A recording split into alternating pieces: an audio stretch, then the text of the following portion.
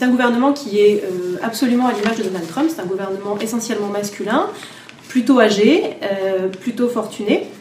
Quand on regarde dans le détail, on voit que tous les gros postes, donc le Trésor, les affaires étrangères, le commerce, la justice ont été confiés à des hommes plutôt soixantenaires et plutôt fortunés. Les postes revenant aux femmes, ce sont des postes un peu moins visibles. Hein. On a les transports, l'éducation, l'ambassadrice des États-Unis à l'ONU.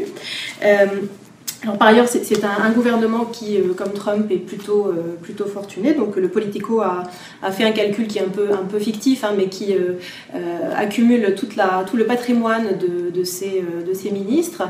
Et il arrive au chiffre assez inédit de 35 milliards. Alors dans la somme, il y a aussi des gens qui n'ont pas été formellement nommés, qui ne seront peut-être pas nommés in fine.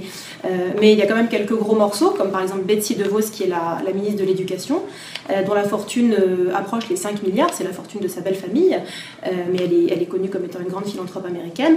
On a évidemment Wilbur Ross, qui est le secrétaire au commerce, qui est un investisseur légendaire à New York, qui a quasiment 80 ans, et dont la fortune est estimée à 2 milliards. Voilà. Après, il y a aussi beaucoup de ministres de Trump qui sont millionnaires ou multimillionnaires. On ne peut pas les citer tous, parce qu'il y en a quand même beaucoup.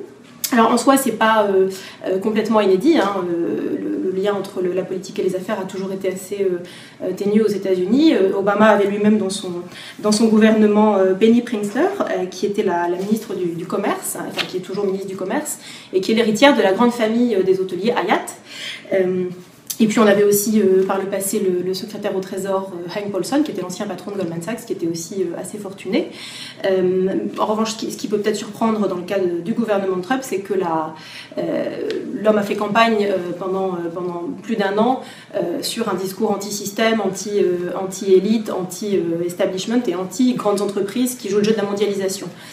Donc voilà, c'est un peu inédit en ce sens de voir autant de ministres issus des grandes fortunes et du monde des grandes entreprises.